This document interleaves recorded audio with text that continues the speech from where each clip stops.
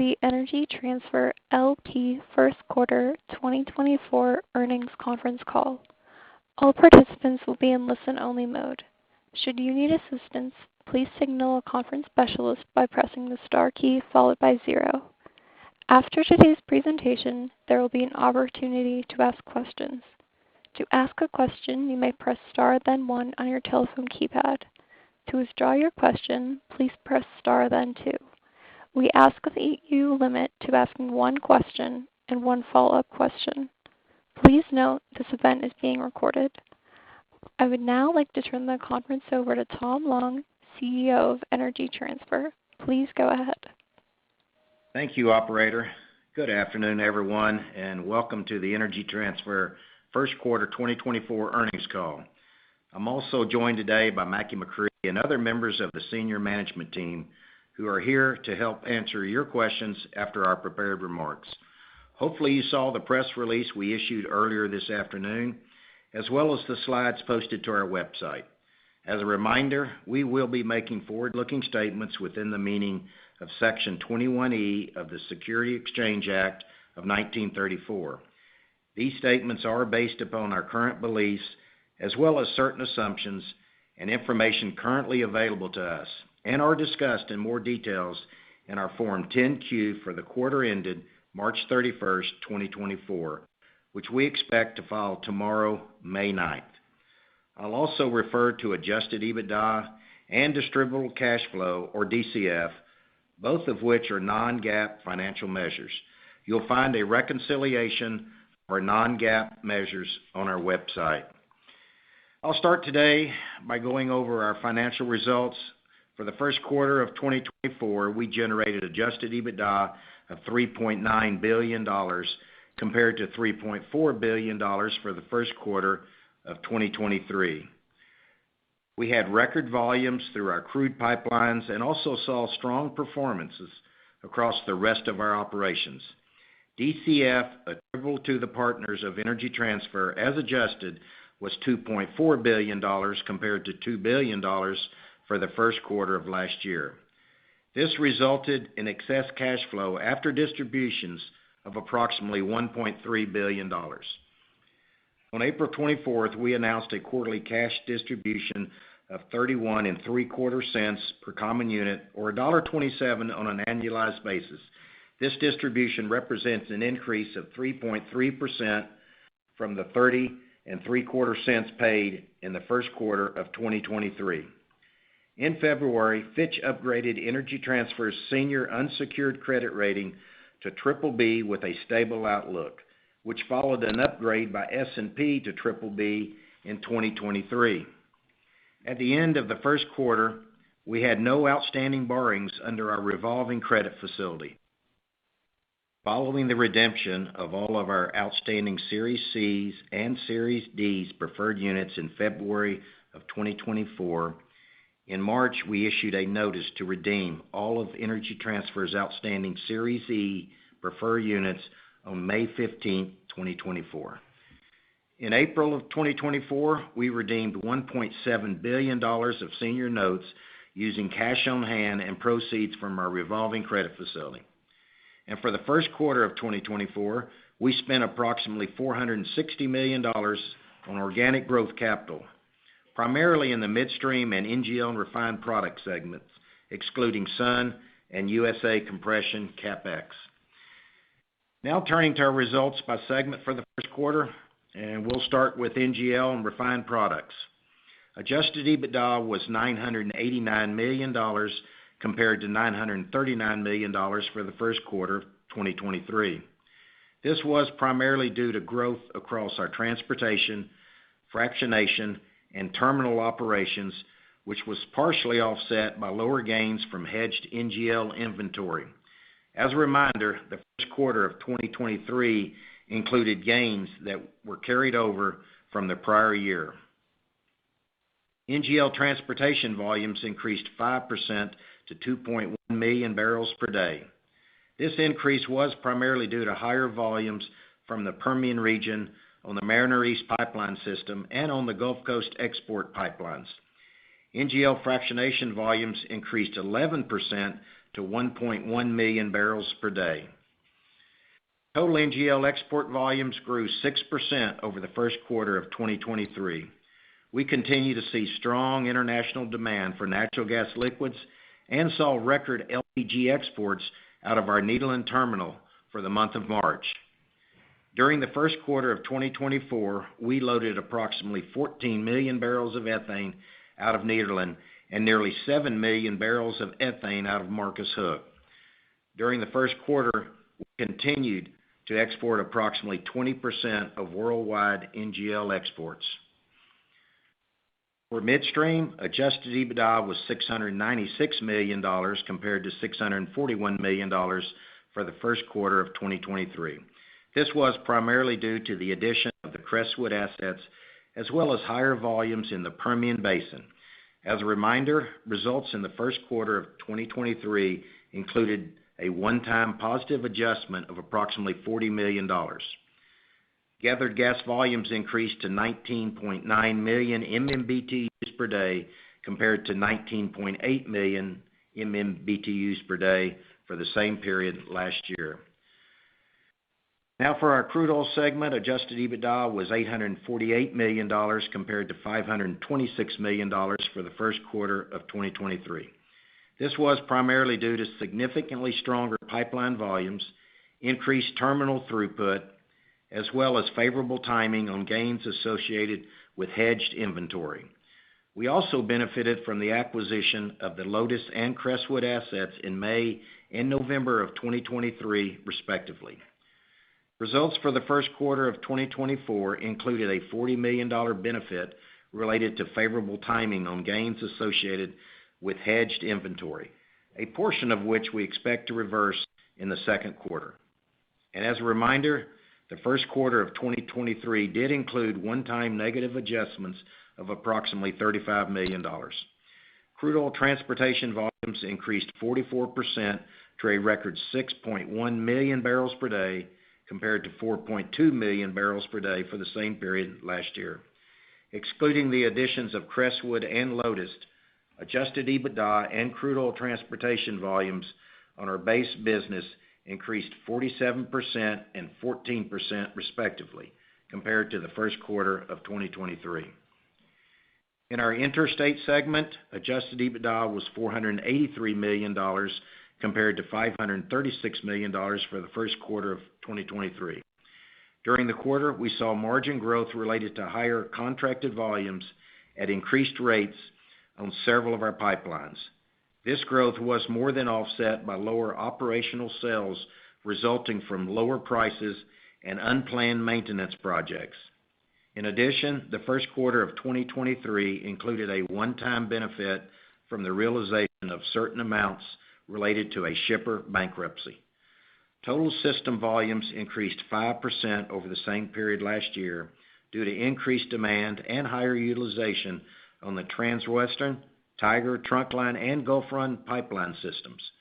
We continue to fully utilize Zone 1 capacity on Gulf Run, and with the completion of the Trunkline backhaul project, we are fully utilizing deliveries into our Trunkline pipeline from Zone 2. Our team continues to work on the next phase of a potential capacity expansion to facilitate the transportation of natural gas from northern Louisiana to the Gulf Coast based upon customer demand. And for our intrastate segment, adjusted EBITDA was $438 million compared to $409 million for the first quarter of last year. During the first quarter of 2024, we recorded gains of approximately $250 million related to pipeline optimization opportunities that were not expected to repeat throughout the remainder of the year. In addition, we saw volume ramp-ups and new contracts on several of our Texas pipelines. All of this was partially offset by lower storage optimization opportunities. Turning to our growth projects, and we'll start with Nederland and Marcus Hook export terminals. Our NGL terminals continue to benefit from increased demand both in the United States as well as from international customers. Construction of the expansion to our NGL export capacity at Nederland continues to progress. This expansion is expected to give us the flexibility to load various products, based upon customer demand.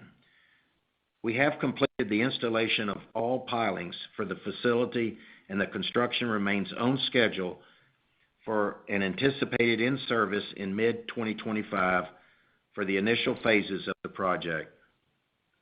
And as mentioned on our last call, we are also building new refrigerated storage at Nederland, which is expected to increase our butane storage capacity by 33% and double our propane storage capacity. This will further increase our ability to keep customers' ships loaded on time and give us the ability to more than fully optimize our export capabilities. We expect the total combined cost of these two projects to be approximately $1.5 billion. At our Marcus Hook terminal, construction continues on the first phase of an optimization project that would add incremental ethane refrigeration and storage capacity. On our Lone Star NGL pipelines, we recently FID'd two projects that will debottleneck our West Texas Gateway and Lone Star Express pipelines. On the Gateway pipeline, a debottlenecking project is underway that will allow us to fully utilize our interest on the EPIC pipeline and optimize our deliveries from the Delaware Basin into the Gateway pipeline for deliveries into Mont Belvieu. These upgrades are expected to be completed in 2025. As a reminder, this undivided interest was acquired as part of the Crestwood acquisition and is just one of the several synergy projects we are working on. And on the Lone Star Express, we are completing upgrades that are expected to provide more than 90,000 barrels per day of incremental Permian NGL takeaway capacity upon its anticipated in-service in 2026. The combined project costs are expected to be approximately $125 million. Upon completion of these two projects, our total deliverability into Mont Belvieu is expected to increase to more than 1.3 million barrels per day. As we mentioned on our last call, in early 2024, we closed on the acquisition of two pipelines, the Sabina 1 pipeline from Mont Belvieu to the Houston Ship Channel, and the Sabina 2 pipeline from Mont Belvieu to our Nederland terminal. We recently commenced the conversion of the Sabina 2 pipeline to provide additional natural gasoline service between our Mont Belvieu NGL complex and our Nederland storage and export terminal. This project, which we anticipate will be in service in 2025, is expected to increase the capacity from 25,000 barrels per day to approximately 70,000 barrels per day. In addition, discussions are ongoing to provide transportation for potentially multiple products on the Sabina 1 pipeline that extends from Mont Belvieu to the Houston Ship Channel. As a reminder, in addition to the incremental processing capacity acquired through the Crestwood acquisition, we are expanding our processing capacity at several of our existing processing plants. In total, we are moving forward with upgrades to add approximately 200 million cubic feet per day of processing capacity in West Texas. In addition, we recently completed upgrades in South Texas that added approximately 60 million cubic feet per day. These upgrades can be completed at more favorable capital cost when compared to building a new processing plant.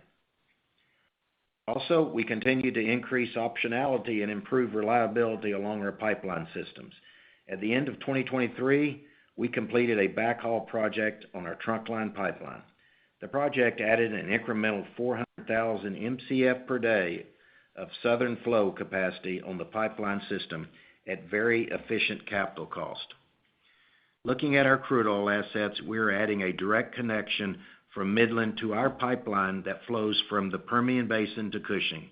The construction of this approximately 30-mile pipeline continues, and upon its anticipated completion in the fourth quarter of this year, it is expected to be able to transport approximately 100,000 barrels per day of crude from our terminals in Midland, Texas, to our terminal in Cushing, Oklahoma. We also continue to develop our proposed Blue Marlin offshore project, and we are hoping to receive the draft EIS this quarter. As a reminder, in November of 2023, we announced a heads of agreement, or HOA, with Total Energies for crude offtake.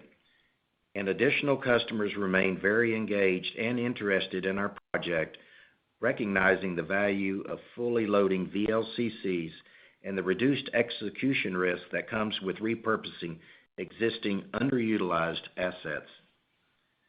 Now for an update on Lake Charles LNG project. As we discussed on our last earnings call in January of this year, the Biden administration imposed a moratorium on the approval of LNG exports while the Department of Energy conducts studies to determine whether LNG exports are in the public interest.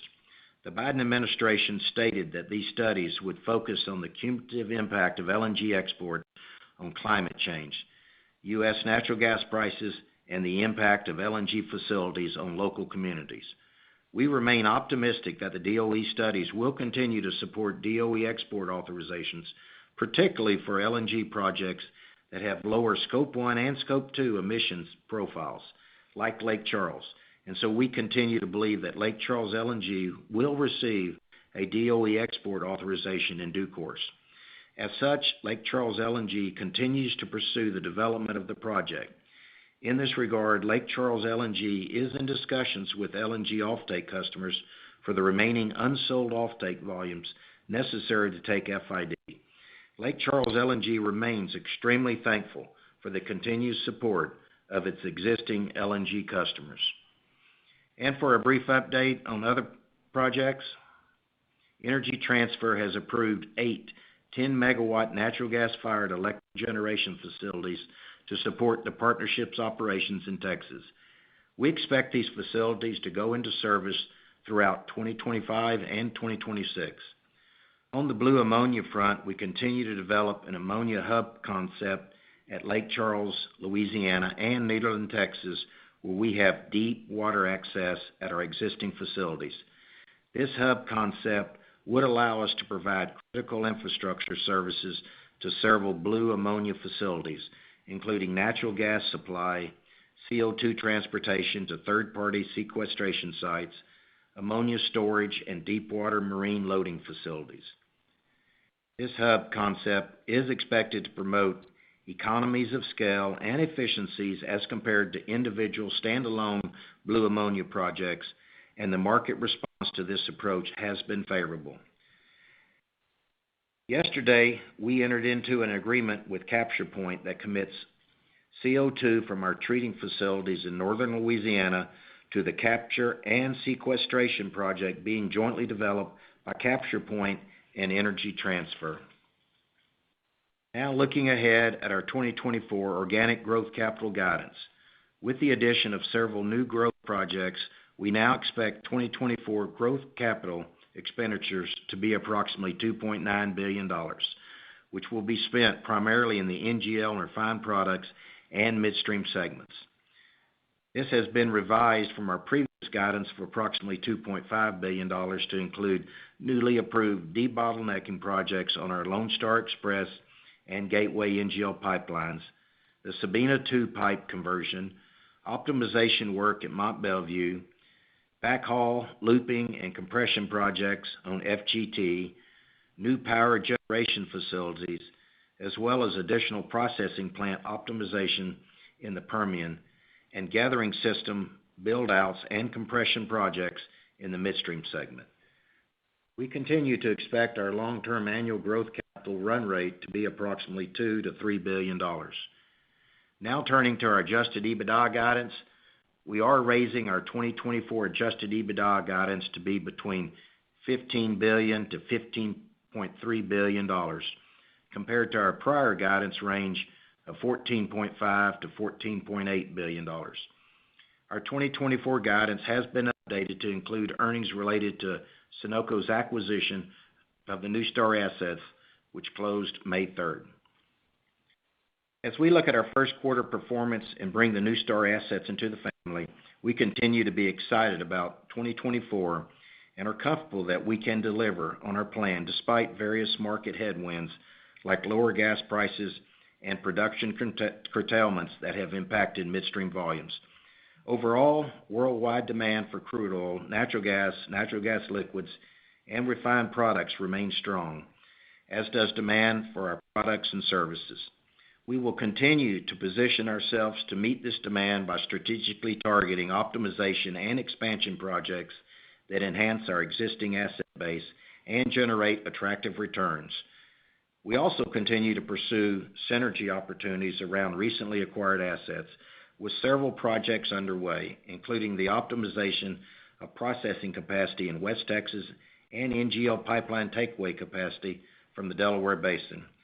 Our financial position continues to be stronger than any time in Energy Transfer's history, which we believe will provide us with the continued flexibility to balance pursuing new growth opportunities, further leverage reduction, maintaining our targeted distribution growth rate, and increasing equity returns to our unit holders. That concludes our prepared remarks, operator. Please open the line up for the first question. We will now begin the question and answer session. To ask a question, you may press star, then 1 on your telephone keypad. If you are using a speakerphone, please pick up your handset before pressing the keys. If at any time your question has been addressed and you would like to withdraw your question, please press star, then 2. As a reminder, please limit to asking only one question and one follow-up question. At this time, we will pause momentarily to assemble our roster.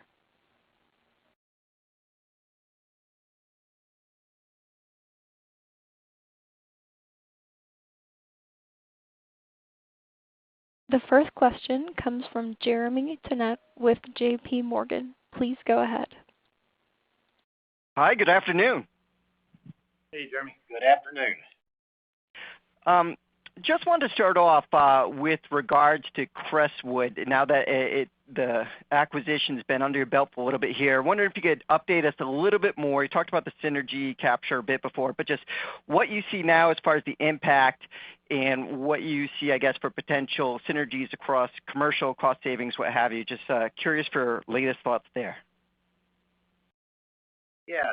Jeremy, I'll go ahead and start. We still feel very good about the $80 million on the cost synergy side that we said we would be able to achieve, and that's going well. And then I'm looking over at Mackie, who'll comment on the commercial side of it.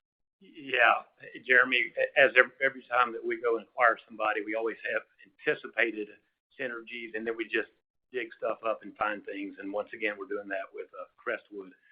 Some of it we can talk about, for example, in the Permian Basin, they've got some idle capacity that we'll be able to utilize sooner than later will delay any kind of expansions we may need out there. There's also some things going on up in the Bakken that we can't really elaborate on, but very significant opportunities up there to help not only fill up some of their available processing capacity, but also bring in fairly significant more barrels in Dakota Access. And there's others we can go, Powder River, other areas. But we're very excited about what we've seen early and look forward to really benefiting from some of these synergies we've already recognized. Great. Thank you for that. And appreciate the guidance update reflects the Sun acquisition of NewStar there. But if I just want to kind of parse through that a little bit more and see how the base business for ET is proceeding versus guidance provided before, how would you describe, I guess, the outlook at this point versus before, if it's similar or if anything has changed? Similar is going to be the short answer. We had the 14.5 to 14.8 billion. We're including in an incremental 500 million just for that portion of the year for Sunoco.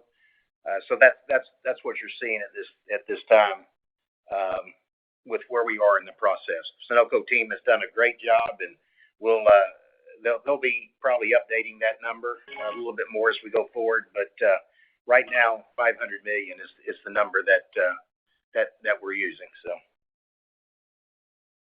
Got it. That's helpful. Just the last one, if I could. I think you talked about the potential for increasing equity returns, and just wondering if you could comment a bit more on what you meant there. There's obviously two, as far as just the overall equity, Jeremy, if I understand you correctly, equity returns, meaning that we continue to bump the distributions, but don't ever want to say that we're not focused on unit buybacks when we get to the right place from a leverage standpoint. And what I mean is when we're kind of looking out at the forecast, we'll be opportunistic there. Very helpful. I'll leave it there. Thanks. Our next question comes from Spiro Dounis with Citi. Please go ahead. Thanks, operator. Afternoon, everybody. Maybe to start with some of the new projects and the CapEx update. Mackie, your team has clearly been busy over the last quarter with all those additions. Curious now, just given your sort of higher end of the range of $3 billion at this point in the year, anything that could sort of tip us over that's in the hopper? Are you contemplating that in that new range? Thinking about projects like Blue Marlin, Warrior, Gulf Run expansion, anything to kind of point to that can get us over that? Yeah, Spiro, this is Mackie. Everything that we have in right now is what we're going to do. Next 30, 60, 90 days, we may make significant progress on some of the things we're working for, but the things that we announced recently, the additional $400 million are things that we have approved here recently that we've kicked off. Several of those will actually come online later this year. All of them will come online kind of within 2 years or earlier. So yeah, we're adding more capital, but we're also going to see revenues much quicker than, of course, a lot of our projects. Got it. It's helpful. And just want to go to the slides. One of them sort of pointed to new opportunities you're evaluating on the power plant side to connect into new and existing power plants. Curious if you could expand on that and what that could mean in terms of scope. Is that, sort of interstate pipeline expansions? And then are we also talking about brownfield or even greenfield storage expansions? Yeah, I tell you what, this is kind of the first small step for us. But as everybody is aware, certainly in Texas and throughout many states, the grids are in jeopardy, very cold or hot weather. So we're doing what we can to help support that. But really, the driver behind what we're doing on adding these 10 megawatt at a time facilities is, number one, reliability. It's to make sure that when we have glitches off the grid, especially out in West Texas, where those are not uncommon, that we can keep our facilities running. In addition to that, it also will help grid security. For example, we'll be able to, in the kind of Uri type or cold weather type circumstances, when ERCOT asks us to get off the grid, we'll be able to get off the grid, keep our plants running reliably, and allow that excess energy that we're not pulling off the grid to benefit producers, for example, upstream that might have issues with losing electricity. So we think what we're doing are kind of small steps that we'll grow into to help make our system, our assets much more reliable, the grid more stable. In addition to that, won't go into this in great detail, but there's also a lot of revenue benefits from LAR and ancillary services that we'll be able to provide with this added generation. So we're pretty excited about it. It's, kind of small stuff right now, but it makes a lot of sense for our partnership. Great. I'll leave it there for today. Thank you, gentlemen. Our next question comes from Keith Stanley with Wolfe Research. Please go ahead. Hi, good afternoon. Wanted to go back to the interstate gas sales and the strong results there. Is there any more detail you can give on the optimization opportunities you saw that drove the $250 million gain? And then relatedly, just any updates on how much capacity you have available to benefit from Permian differentials this year, and anything on the Warrior project as well. Thanks. Okay. Let me start with the end of that. So on Warrior, our team continues to work. One thing we are doing, we're going to be very disciplined and prudent. We're not going to run out and announce a project unless we feel good about all of our capacity sold long term. So we're not going to run out in a FID Warrior when we have capacity on our existing system that we're still terming up. So we're working hard. The pause on LNG has impacted a little bit with some of the bigger customers that we're working with. However, there remains, as everybody on this call probably knows, a strong interest in another pipeline, probably by mid to late 2026. We're very optimistic that we will be the next pipeline to come out of West Texas, and we'll continue to work hard to get that finish line when it makes sense. As far as the spreads across Texas, it kind of varies from month to month, but it's certainly north of 300,000 a day of MCF a day that we have available that are benefiting from these wide spreads. We sure hate to see prices do what they're doing at Waha, but that's what happens when you have capacity constraints, which we have right now out of the Permian. And so there is a pipeline coming on later in the year that will alleviate a lot of that. But certainly the way we're positioned is very well to take advantage of that type of spread for our customers' benefit as well as for our own benefits. As far as the intrastate revenue, it's what we built. We feel extremely fortunate with the assets we have throughout the U.S., but especially in Texas, and then the team we have that's operating those assets where really cold weather times or really volatile times, even in really hot weather, we have the ability to create a lot of revenue by peak hourly sales or putting some storage positions on, moving gas from west to east, even backhaul. There's just a lot of things we can do with our massive intrastate pipeline network in Texas. And so, we see this every year. We see it most winters, many times in summers, where we're able to capture kind of some unexpected revenue that will always be there at very volatile times at some level. Appreciate the detailed answer. Second question on M&A and how you're thinking about things, and so, and thinking about it from the lens of Energy Transfer, and then obviously you have Sun as well, which I know is an independent company, but there's a fair amount of overlap now in some of the assets and business mix between ET and Sun. So how do you think about M&A going forward, and kind of what types of acquisitions or assets make more sense at the ET level versus the Sun level, and any differentiation there? Yeah, that's obviously a very, very, very good question. We spend a lot of time within Energy Transfer strategizing here. I think I will start off saying that we still feel like consolidation makes sense in the midstream space. So just at the 50,000 foot answer to your question, we still fully intend on evaluating various opportunities as we look out. So we're not going to slow down on that front. Now, as far as what we look at is going to be always trying to look at those things that feed all the way downstream. We always like to talk about how we go from wellhead to the water, and we do it across all the commodities. So you can see our strategy as we look at this stuff and what assets we look at as to how it feeds all the way through the value chain when we make these acquisitions. And it gives us great opportunities for commercial synergies when we do that, as well as the cost synergies.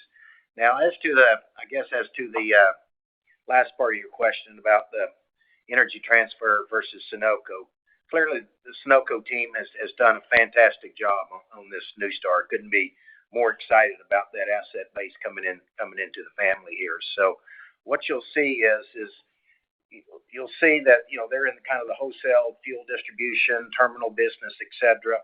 And you're right, there's going to be some overlap, and in those instances, we'll look at ways on a combined basis of what we can do. But Sunoco's going to continue to make those kind of acquisitions. This is really their first big public company transaction. They've made a lot of other asset acquisitions, but it's clearly something that's very, very accretive to them, and it's very, very good for the family from that standpoint. And I'm going to look across the table to Mackie and give him a chance to add in a little bit more, even on the latest New Star acquisition and some of the optimizations we might be looking at here. So you bet, yeah. And I want to elaborate much more on what Sun said, or anybody that follows them. They kind of explained that. We're excited for them. They are kind of stepping up and kind of growing up a little bit in one regard as far as different type of assets. And there are some assets that overlap. We think there's a real benefit in potentially partnering up with them. So we are in discussions of possibly doing that. And if opportunities arise that are very beneficial and accretive to both of our partnerships, as we do with other JVs, we look forward to capturing those opportunities as time moves forward. Thank you. Did that answer all your question there? It sure did. Thanks. Okay. Our next question comes from Manav Gupta with UBS. Please go ahead. Hi. A quick question as it relates to your slide 6. When we look at 2024 CapEx, 80% of that is between NGL, refined products, and midstream. And I know it's still early, but with your crystal ball, if you look at 2025, do you believe this mix could change significantly in the next year where other segments could get more CapEx? Like any view over there would be very helpful. Thank you. Yeah, I can start with that.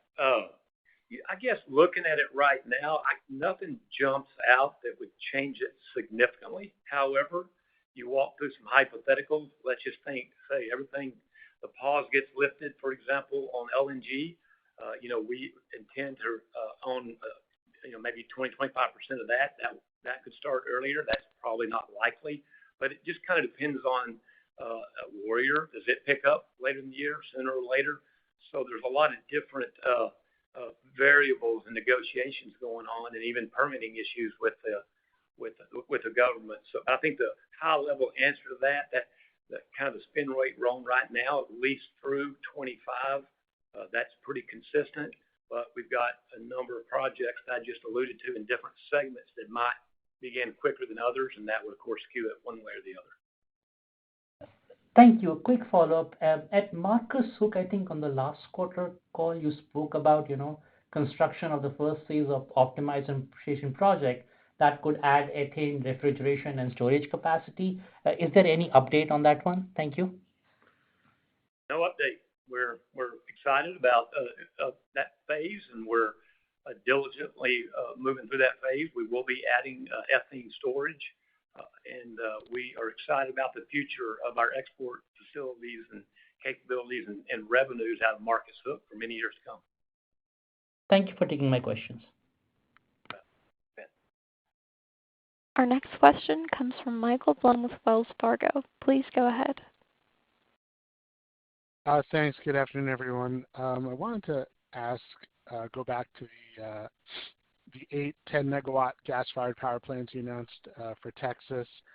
Just to clarify, are these basically peaker plants?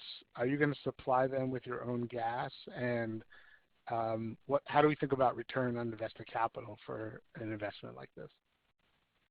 Okay. Hey, Michael, this is Mackie. Yeah, we will provide the natural gas for these with our own facilities. As I mentioned, the two main drivers here are reliability, number one, for our assets, keep our plants running, keep the gas flowing, and number two, to benefit the grid. In our economics, we don't expect necessarily to run these a lot. There's almost 9,000 hours in a year where we have run economics on running them about 1,300, which we think will be significantly lower than what they will run, and that meets our rates of return hurdle.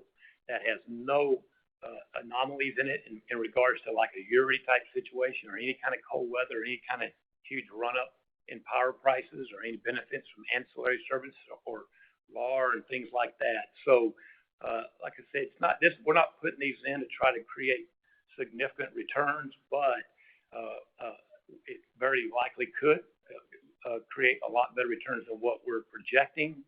But we're really building these for reliability of our assets in the grid.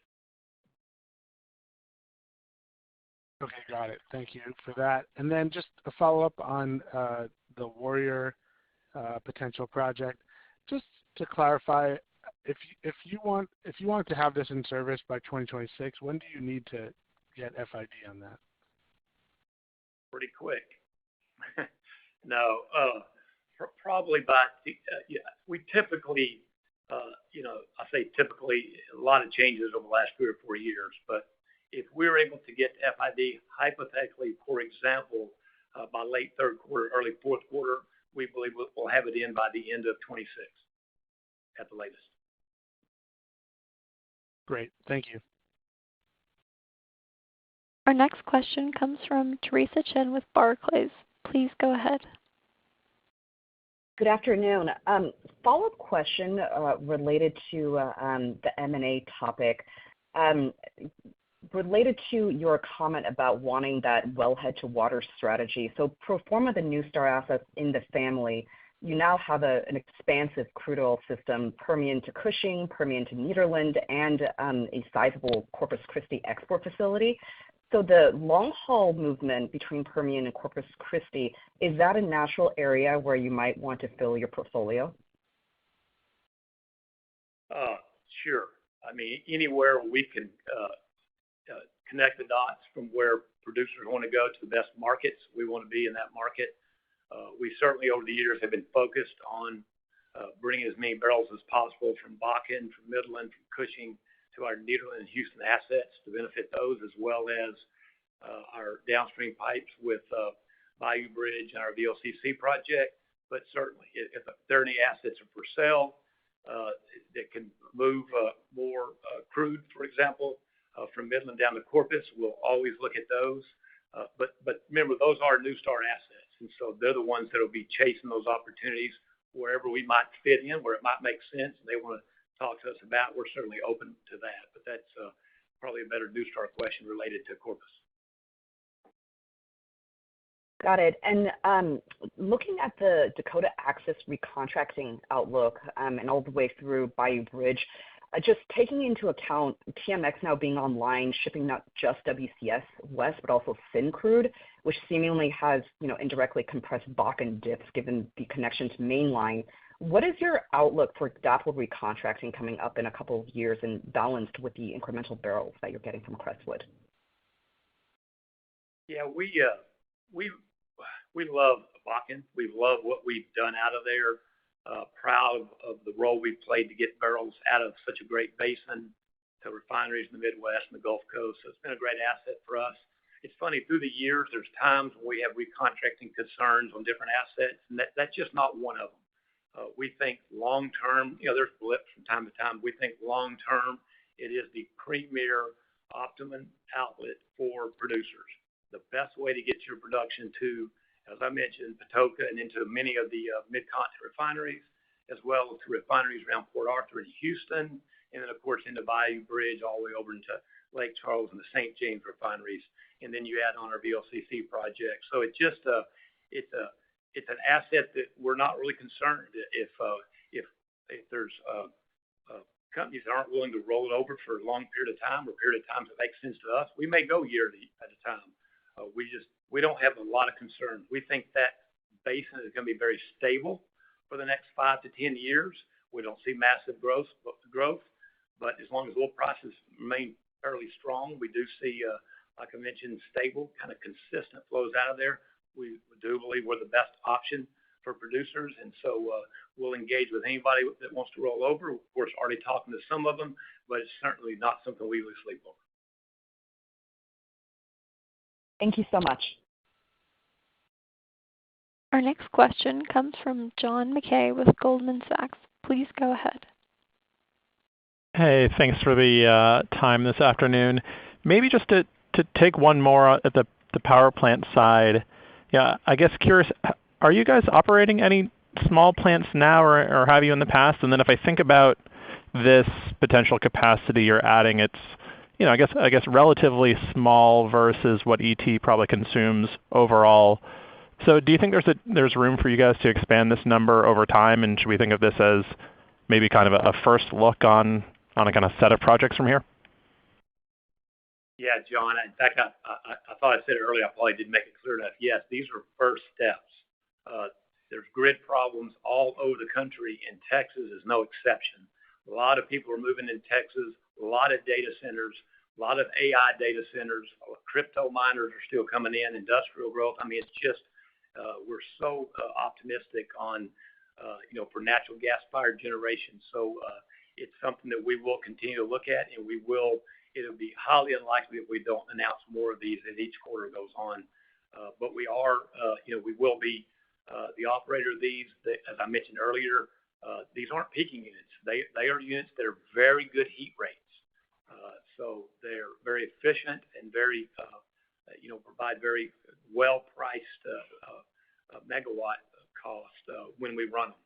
And so this is just kind of the first step. And we're excited about where this may take us, especially in some areas, for example, maybe at Mont Belvieu, where we think there's a real opportunity there, and then some other of our bigger cryo complexes around the state. So it's an area that we will continue to grow. I appreciate that detail. Maybe just zooming out or moving over a little bit, can you spend a minute maybe just talking about the blue ammonia hub, maybe kind of what your role in that could look like, what kind of pieces of that value chain you'd want to own versus maybe having a partner come in and kind of run it with you? Yeah, we keep talking about how excited we are for all of our fossil fuel business, but especially natural gas. It's incremental in so many things, and certainly with ammonia production. So right now, probably a little bit higher priority, a little bit more focus is in the Lake Charles area. We've got a lot of momentum with some very significant players that really know what they're doing.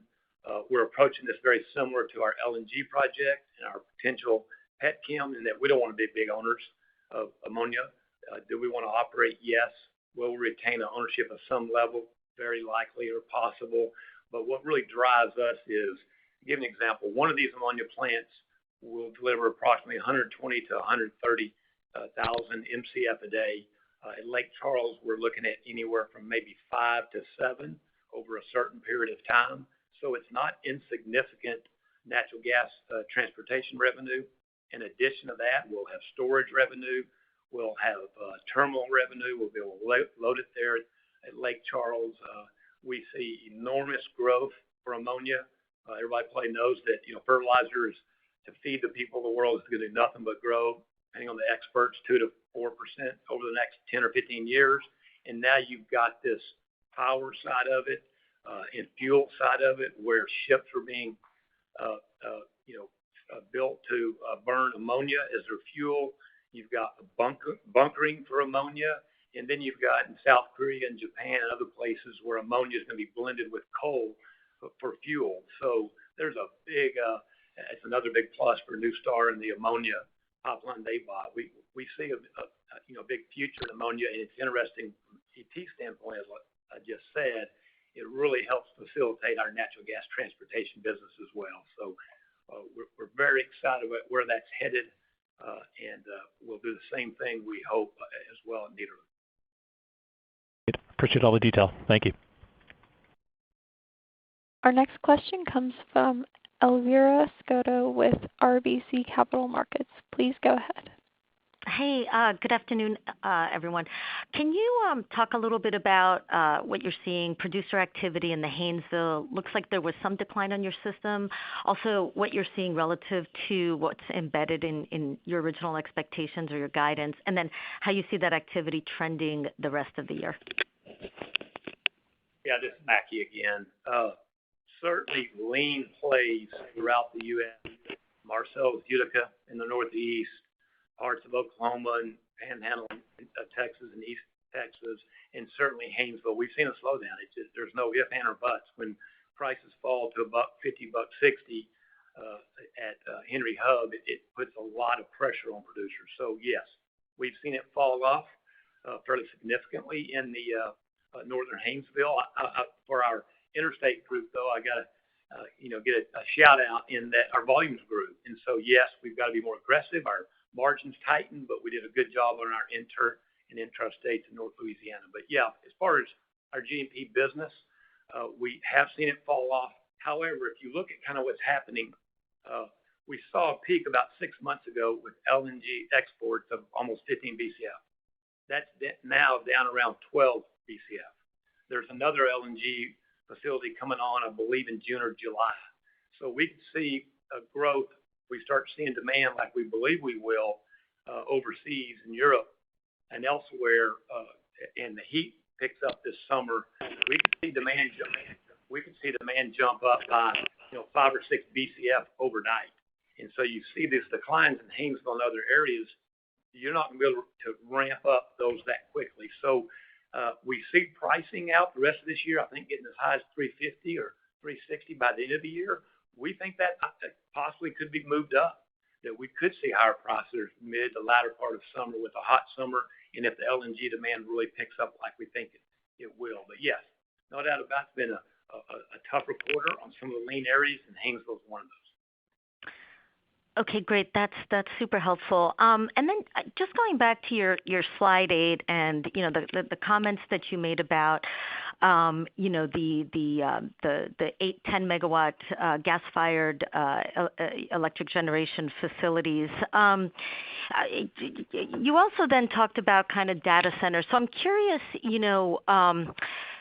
are you having any conversations with some of these data centers or maybe some of the utilities regarding, incremental capacity or potential expansion opportunities? Or how do you think about that part of the equation longer term? Yes, we are. We are all the above. We're in conversations with anybody that wants gas off our systems. A quick little story here. So 2 or 3 years ago, we started a strategy, an agenda that anything within 10 miles of any of our intra or interstate pipelines, we need to go connect. And a lot of that was focused on power plants. So we've been doing that for a while. Our team, Beth Hickey and her team, have done an excellent job of connecting to plants, of extending agreements we have to power plants, but that also rolls over into a lot of other opportunities. And so we're looking at laying a pipeline to a large chip manufacturer in Texas, and as well as that, we're believers like everybody else. The data centers and especially around AI, it's going to happen. Whether that means over the next 5 or 8 years, it's going to grow by 3 BCF demand of gas generated electricity, or 8 BCF. We don't know. We just know it's going up. So in combination with population growth, as I mentioned earlier, industry growth, ammonia growth, all the AI data centers, et cetera, power plant growth, we're talking to probably 7 or 8 different power plants at least on fairly significant natural gas-fired generation expansions in Texas, handful in Oklahoma as well.